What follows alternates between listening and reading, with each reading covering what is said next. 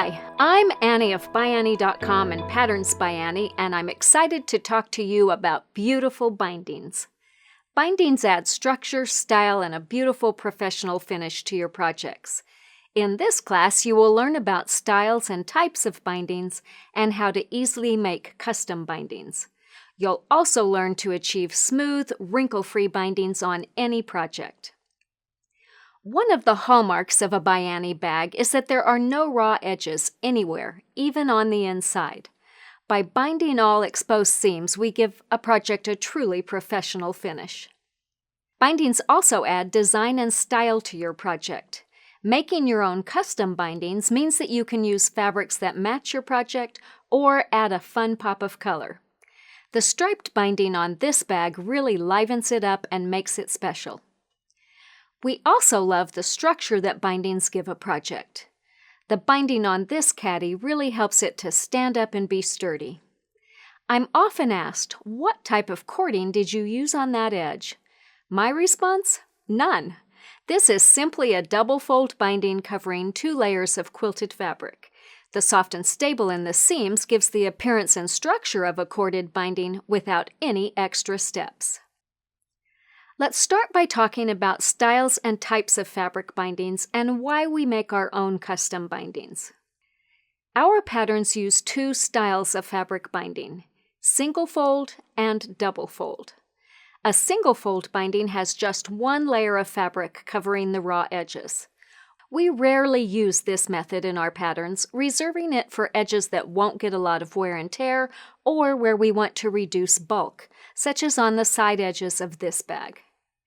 Most of the time, we use double fold bindings. For this method, the fabric is folded in half twice. This ensures that all the raw edges are hidden and only folded edges are exposed. This type of binding is quick and easy to apply. It also prolongs wear because there is a double layer of fabric on all edges. An advantage of making your own binding is that you can cut it to the perfect width. If a binding is too narrow, it will be difficult to cover the raw edges and stitching lines. If a binding is too wide, stitching lines won't line up or will have a wrinkly edge on the binding. For a double fold binding, we've found that 2 inches is the perfect width to cut when binding a single layer of vinyl, mesh, or quilted fabric, as we did on this vinyl flap and this magnetic flap. 2 1/4 inches is our choice if we're binding multiple layers, though very occasionally we'll suggest 2 1/2 inches if there are a lot of layers. Here's an important tip. A tighter binding equals a better binding. It's much easier to accomplish a smooth, wrinkle-free binding if it is completely filled. Making custom binding also means you can cut the binding on the grain of your choice, straight grain, cross grain, or bias. Straight grain bindings are cut on the lengthwise grain, parallel to the selvage. These bindings have the least amount of stretch and give great stability, but are not as flexible. Straight grain bindings are good for quilts, as you won't have to worry about wavy edges caused by stretchy bindings. Cross grain bindings are cut on the crosswise grain, with the selvage on each side. These bindings have a small amount of stretch and make good use of the fabric. This is the type of binding we use most often to bind straight edges. Bias bindings are cut on the bias of the fabric at a 45-degree angle to the straight grain. We use bias bindings anytime we are binding curved edges. The stretch in bias binding makes it easier to go around curves and makes it lay nicer. And since bias binding has more threads along the folded edge, it also extends wear. Let's talk next about making custom bias binding. You are going to love how easy this is. Most of the time, we make bias binding using a square of fabric. This conserves fabric and gives consistency to the binding width since we cut with a rotary cutter and ruler. The add-on video for our free pattern Easy Does It goes into a lot of detail about this technique. Here are the basics. We'll begin by cutting the square of fabric diagonally from corner to corner. For this 14-inch square, it's pretty easy to align our ruler from corner to corner and then cut. But what if your square is large, or if your space is limited, or your ruler is smaller? Here's a great tip that you're going to love. Let's look at this 20-inch square of fabric. As you can see, the ruler isn't long enough to reach from corner to corner. Instead of combining rulers, here's an easy solution. Fold the square of fabric into a triangle, aligning the points at the top. So get your points even, get your edges even, smooth it out. Then position a ruler with its horizontal lines along the fold, so right along here, and its top edge right at the point.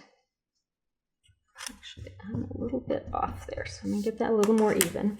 So we're going to align our horizontal lines along the fold. We're going to scoot the point over here, and you'll also notice that the 45-degree line will go right along your edge there. I'm going to keep my bottom edge lined up.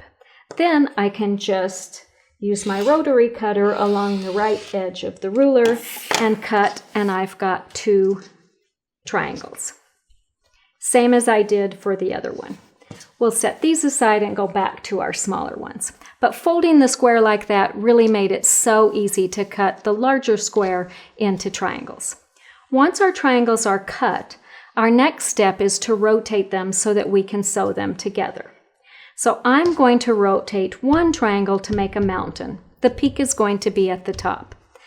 The other triangle will be rotated to make a valley with the peak at the bottom. I want to sew these 2 triangles together along these short edges. The fabric that we're using for this project reads pretty much as a solid, so I can just fold one triangle over onto the other, aligning the edges and offsetting the tips 1/4 inch on each end. Then I will pin the layers together, stitch the triangles together with 1/4 inch seam, and press the seam open. That will make a piece that looks like a parallelogram. So I'll pin these together, sew that with 1/4 inch seam, and press it open. When I'm done, I'll have a piece that looks like this. Now it's time to cut the bias strips to the width directed in the pattern. I have several tips to share for this process. When aligning the ruler to cut the strips, make sure you are aligning it along the bias edge. If you cut along this edge, you will just have straight grain binding with a lot of seams in it. Don't be afraid to do a little stretch test before you cut to make sure you're working with the biased edge. On this project, because we're working with a fairly small piece, our ruler will extend all the way across, and we'd be able to cut the strips without moving the ruler. But as you can see, my ends are extending beyond my mat, so at some point I'm going to have to move my fabric. Also, what happens if we had a larger square and our ruler didn't go all the way from side to side? Rather than moving the ruler or the fabric, which takes time and can cause inaccurate cuts, here's a tip. With the right side of the fabric down, fold the outer corners of the binding over so that both bottom edges and both top edges are aligned. You also want the short edges here aligned with the center seam. Get those nice and even and then cut your strips from that. So I'll align the bottom edge of my 4.5 inch ruler along the bottom of the fabric. Turn this a little bit so I'm cutting on the right side away from me. And I can cut a strip here, and then I can move this down. I'll move those 2 strips out of the way and continue cutting.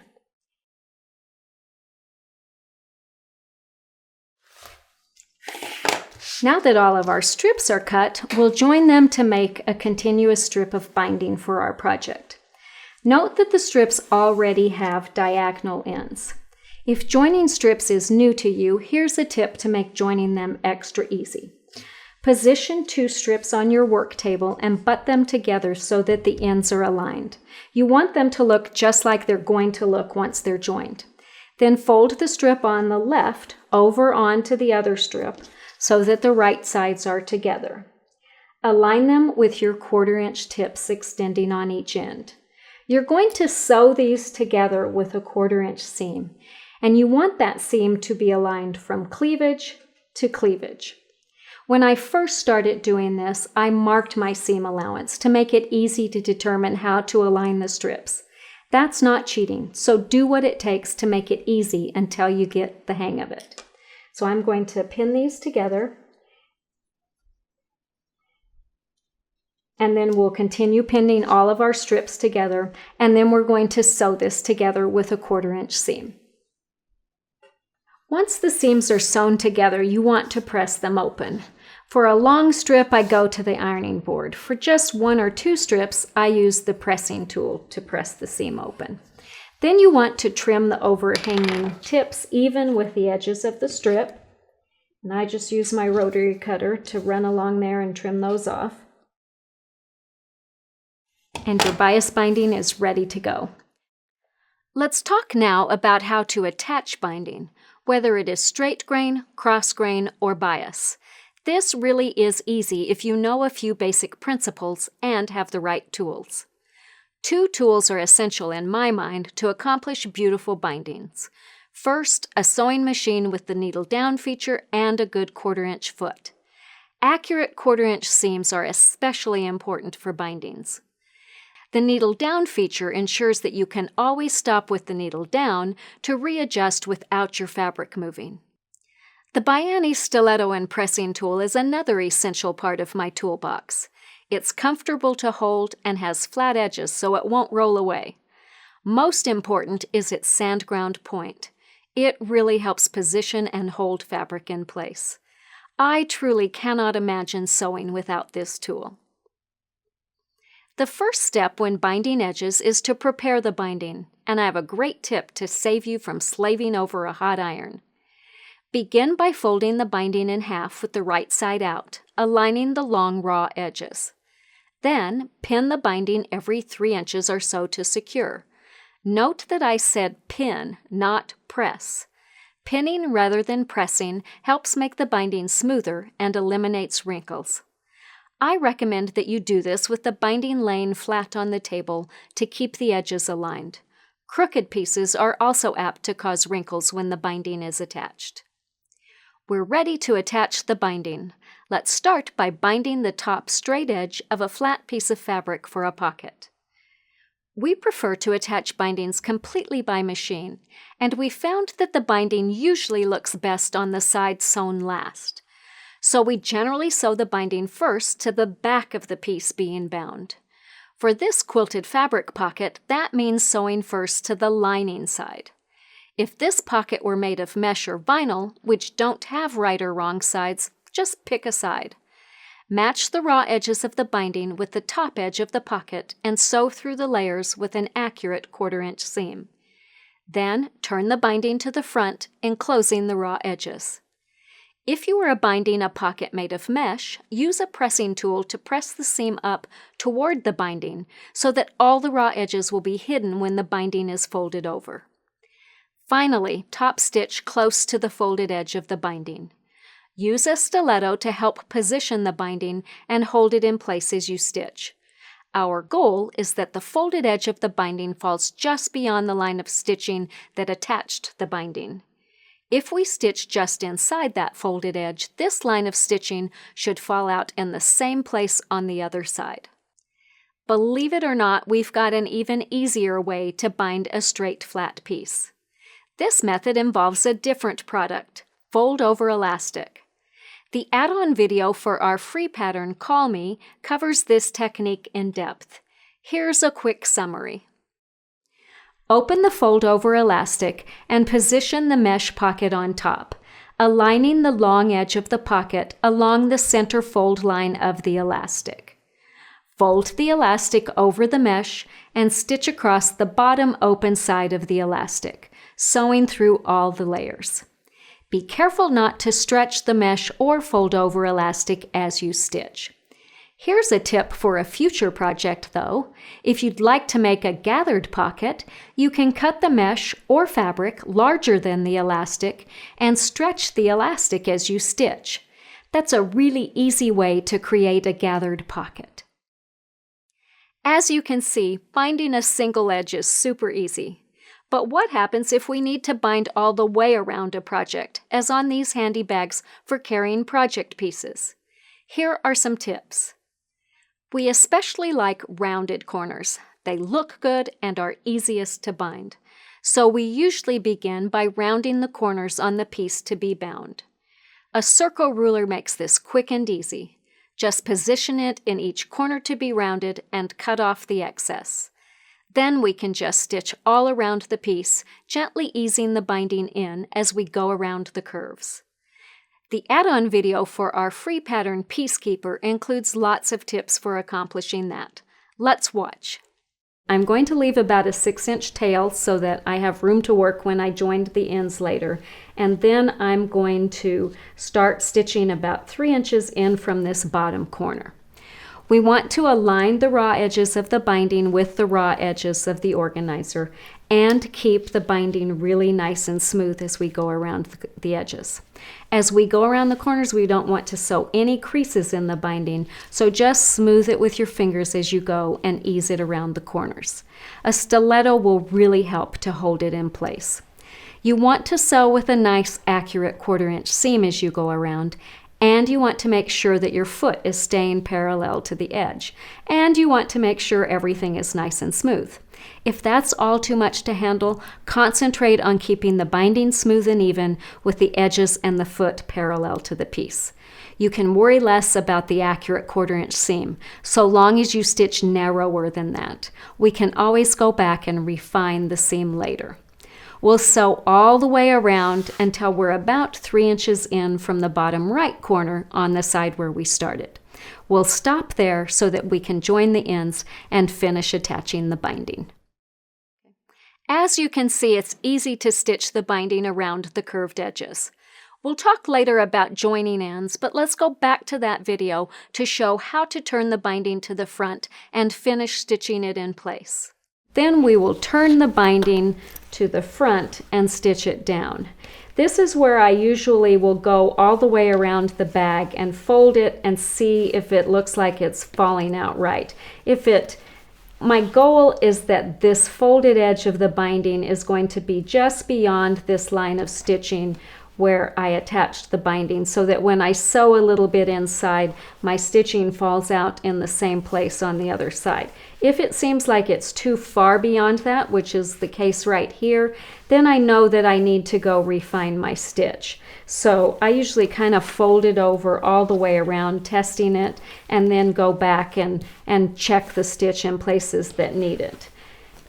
As you fold this around, if you see a wrinkle in it like that, because we don't have a sharp crease in there, all we have to do is take our fingers and rub along here and kind of massage the wrinkles out, and then we'll have a beautiful, smooth, wrinkle-free binding. So we're going to stitch all the way around this, sewing just inside the binding, and our binding will be complete.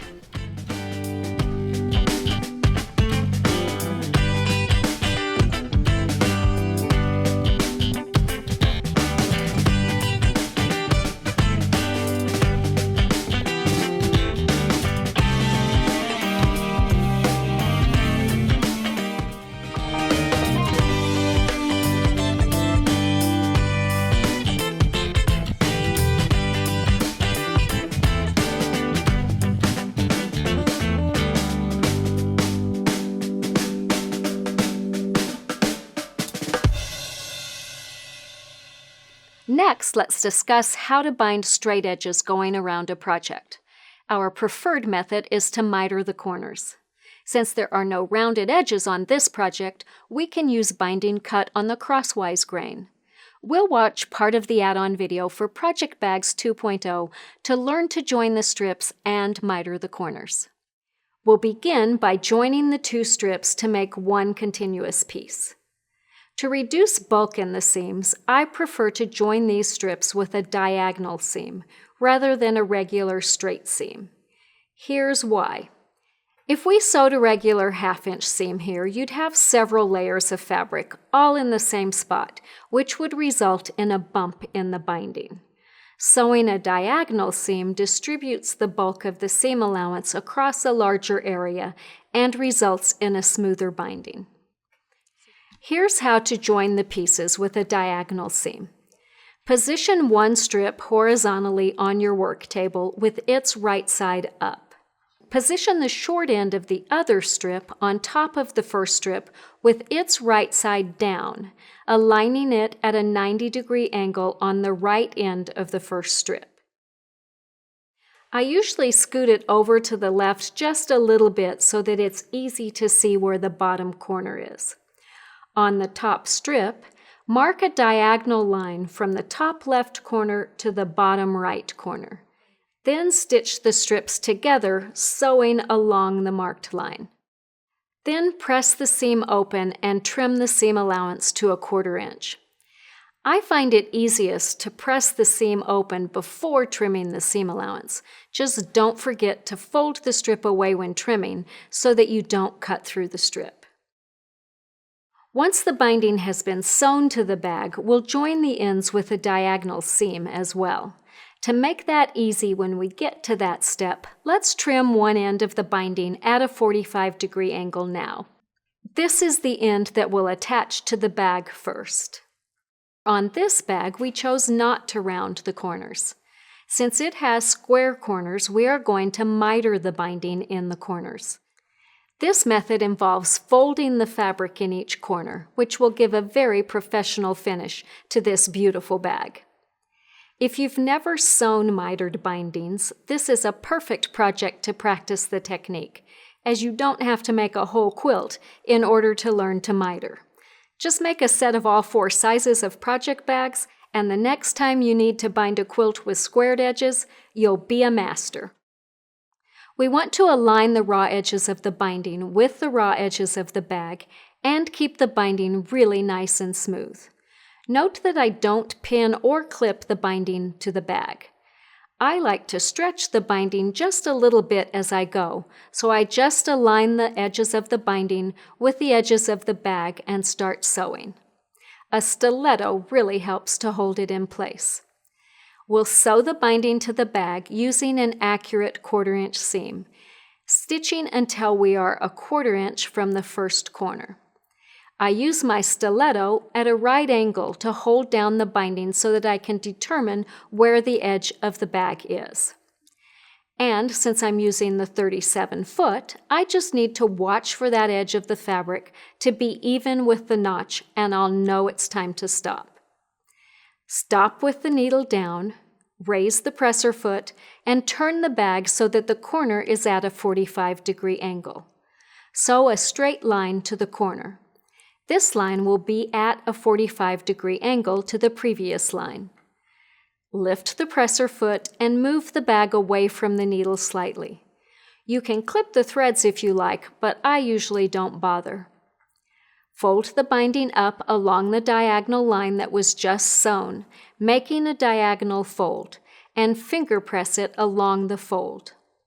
Holding the fold in place, fold the binding back down along the edge of the bag, making a straight line with the edge on both sides. Make sure that the edges match and that the diagonal fold didn't move. Then, starting at the corner, begin stitching along the edge of the binding, backstitching to secure if you clipped the thread. Continue stitching along the side until you get to the next corner, and repeat the process. Stop a 1/4 inch from the edge with the needle down, lift the presser foot, turn the bag at a 45-degree angle, and sew a diagonal line to the corner. Move the bag away and fold the binding as before. Begin stitching again and sew across the top edge of the bag. Continue stitching all the way around, mitering the corners as you go, until you're about 2 inches in from the bottom right corner on the side where you started. Again, we'll show you in the next section how to join the ends. For now, let's return to the project bags video to see how to finish the binding on the front. Now we'll be ready to turn the binding to the front of the bag and stitch it down. Before I stitch it, I usually fold it over all around the bag, making sure that the folded edge goes just beyond the line of stitching created when I attached the binding to the bag. If the folded edge of the binding goes much further beyond that, I'll know that my seam allowance was too narrow, and I'll go back and refine that seam. If the folded edge doesn't go quite far enough to cover the line of stitching, I have some options. The seam allowance may be wider than 1/4 inch, and I can either pick it and restitch or trim the seam allowance slightly. I can also use the tip of my stiletto to pull the binding into place. This is usually my preferred method, as I prefer a tight, fully filled binding. On this project, I prefer to clip the binding in place all the way around, working in the same direction that I'll sew. As I get to each corner, I'll fold the fabric at a diagonal. To make stitching easiest, turn the bottom corner up first, then fold the side corner over it. Use mini wonder clips and a stiletto to hold the corners in place. We'll sew along the folded edge of the binding, again using the stiletto to help hold the binding in place. Our goal is that the line of stitching on this side falls out in exactly the same place on the other side. When doing this, I really focus on taking it one stitch at a time and using the stiletto to precisely place the binding, especially around corners. You've learned to bind straight and curved edges on flat pieces. Next, let's talk about binding edges on a dimensional bag and how to join the ends of the binding. The add-on video for our free pattern Easy Does It covers this in detail. Here's part. When attaching the binding, we again want to sew first with the bag front against the bed of the machine. I'm going to start stitching on the bottom of the bag about 1 inch in from the left corner. I start here because this will give me the most room for joining the ends once the binding is attached. And I'm going to leave about a 5-inch tail so that I have room to work when I join those ends later. We want to align the raw edges of the binding with the raw edges of the bag and keep the binding really nice and smooth. As we go around the corners, we don't want to sew any creases in the bag or the binding, so just smooth everything with your fingers as you go and ease the binding around the corners. A stiletto really helps to hold it in place. Note that I have not pinned or clipped the binding to the bag at all. Because I stretch the binding just a little bit as I sew, I find that it works best to just leave the binding loose and align it with the edges as I go around the bag. It's really important that the raw edges of the binding are aligned with the raw edges of the bag all the way around, and that you are sewing with a nice accurate 1/4 inch seam. And you want to make sure that your foot is staying parallel to the edge. If that's all just too much to handle, concentrate on keeping the binding smooth and even with the edges and the foot parallel to the piece. You can worry less about the accurate 1/4 inch seam, so long as you stitch narrower than that. We can always go back and refine the seam later. Just don't stitch more than a 1/4 inch. We'll sew all the way around the bag until we're about 1 inch in from the bottom right corner on the side where we started. We'll stop there so that we can join the ends and finish attaching the binding. To avoid confusion, let's start by naming the ends of the strips. The strip on the right, the one that has the tail, will be A. The strip on the left, where we stopped sewing, will be B. I start by moving A, the 5-inch tail, out of the way to the right and pinning B to the unbound section of the bag along the bottom. And I like to give it a little bit of stretch as I align it. So I get that stretched and stick a pin in to hold it. And then I can just fold the rest of the binding and get it out of the way here. Then I position A on top of B and use pins to mark the points where the two strips intersect. Note that each end of the strip has a top and a bottom. So this is the top and bottom of A, and this is the top and bottom of B. In order to determine where to cut the fabrics to join the ends, I need to mark the points where those ends meet. First, I'll mark the point where the top inside point of A matches B. This is on the top, so I want to mark it on the top of B. So I just use my pin to follow along that point and then I insert it into B at the same point. When I learned this, I learned to do it they suggested that you clip the edges, but I could never see the clips, so using pins works much better for me. Then I'm going to mark the point where the bottom point on A, which is the bottom of the strip, matches the bottom of B. So again, I use my pin to find where that point is, and I insert it into the bottom portion of B. And again, I put it in several times. Once those points are marked, I can unpin B and move it away from the bag.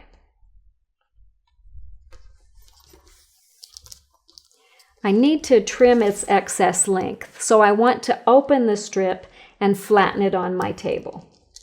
This is a little bit tight, so I'm going to unpick a few stitches here so that I can really get it to lay flat and not worry about cutting my bag. I like to make sure that when I'm stitching, I stitch all the way around the corner so I know where it's going to fit, but feel free to unpick that a little bit so that you can get this to lay flat.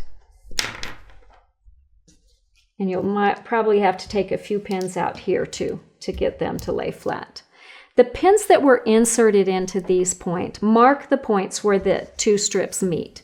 If I were to mark a line connecting these points and cut along that line, my two ends would butt up exactly next to each other. But I need to sew these together, so I need to sew a seam allowance to this strip before I cut. I want to join these together with a 1/4 inch seam. Because there's no seam allowance on this end, I need to double that amount or add a 1/2 inch on this end so that I have my two 1/4 inch seam allowances. For me, the easiest way to do this is to use these two handy rulers. The angled ends allow me to make sure I'm cutting the proper angle on the ends, and they also allow me to work in really tight areas. This ruler has lines marked every 1/4 inch, so I'm going to take the 1/2 inch line and align it right on top of each of these pins. And I can maneuver it where it needs to be so I'm not on top of my bag, so I can push it out here. So I've got the 1/2 inch line right on top of this pin and the 1/2 inch line right on top of that pin. That's going to give me my 1/2 inch seam allowance. Then I'm going to take my other ruler and butt it up next to it. And I'm going to maneuver this strip as needed so that it matches. So I'm going to put my two rulers together, and then I'm just going to move my strip as needed to make sure that's a nice straight line. That ensures that I'm going to get just the right angle on here. Once I've got everything lined up, I can move the first ruler out of the way, remove the pins, and before cutting, scoot the second ruler up just a little bit, about 1/8 of an inch or so. I want this to be a really tight binding, and by making that just a little bit smaller, it's going to really help. Then I can use my rotary cutter to cut along the edge of the ruler to trim B. Finally, making sure that the ends aren't twisted, I'll bring the right sides of A and B together and align the ends. I'm going to have to do a little bit of repair on here before I sew this together, but assuming that that was all together, you'd bring your ends together, making sure nothing's twisted, join them with or align them with your little dog ears on each end, and put in some pins. I like to put several pins in this to hold it together because I do not want it coming apart before it's sewn together. So I usually put 4 pins in here. We'll sew the binding together with a 1/4 inch seam. Just flatten it as you go, moving the bag out of the way as you can. Once the seam is sewn, we'll press that seam open. I like to use the end of my pressing tool for this, or finger press it. Once the ends are joined, we can finish stitching the binding to the bag. Fold the binding in half again and pin or clip in place if desired. The binding should fit the open space perfectly. Align the raw edges of the binding with the raw edges of the bag and finish stitching in place. Then, just as we did for the other bags, we'll fold the binding around to the front and stitch along the folded edge. We've talked about binding straight and curved edges on flat and dimensional projects. Let's talk next about how to deal with bulk. I occasionally hear people say, "My machine just can't handle the bulk. I keep breaking needles," so let me share some tips. First, broken needles are usually caused by the needle bending, not by going through bulky areas. Be sure to let the machine and the feed dogs do the work when you're binding. Don't pull or push on the piece. Here are a couple of other great tips for dealing with bulk. Our first tip involves binding the edge on a zipper side strip, and we're going to insert footage from the add-on video for Easy Does It. Normally when we bind a raw edge, we sew the binding to the piece and then fold the binding over the raw edge and stitch along the folded edge of the binding. If we attached the binding on this edge in that manner, we would end up with a seam that looks like this, and we'd have a great big bump where the two pieces are joined. It would be difficult to join the bag front and back to the side strip because of that bulk, and it would be really hard to bind that edge. So we're going to do something different here. This is the method that we recommend on all of our bags that have a side strip sewn to a zipper strip, so pay attention.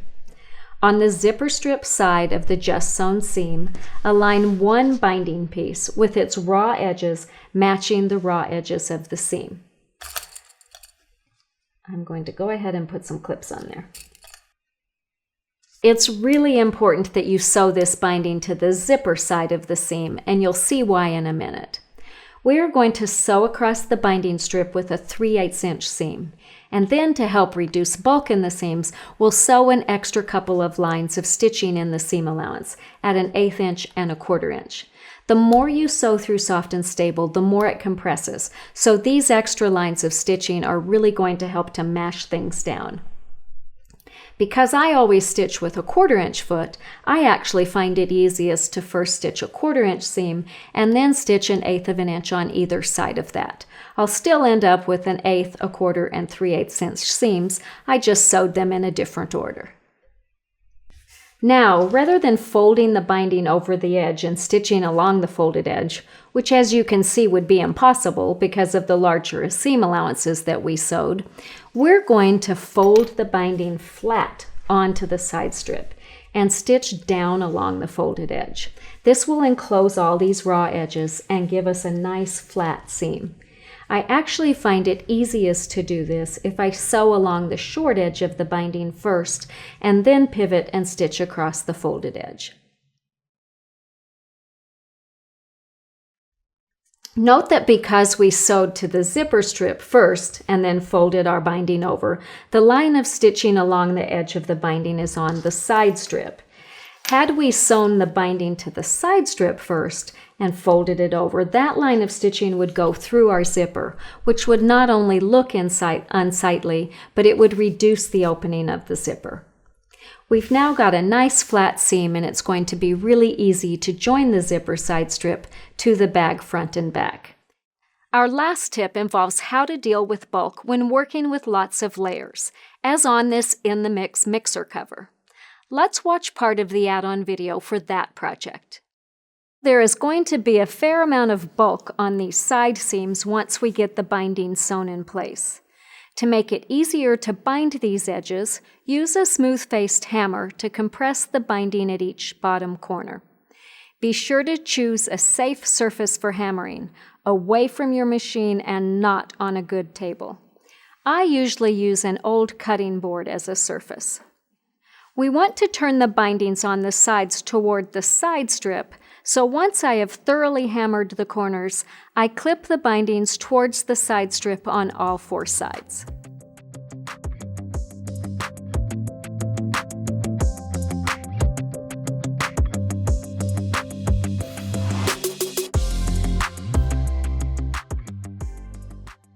Attach the binding to the first side of the cover and join the ends. As you'll see, hammering those seams really helps to compress the layers and makes this step easier.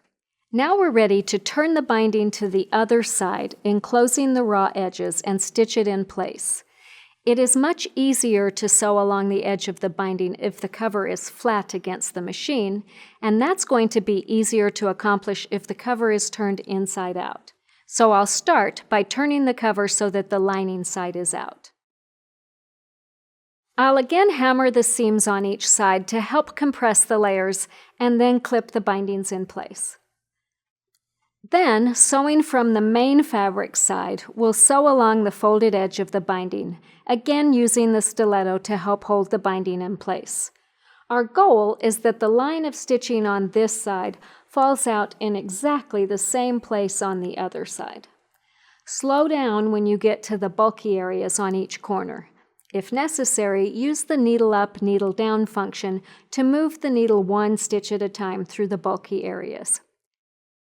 Stitch all the way around the cover, sewing just inside the folded edge, and your binding will be complete.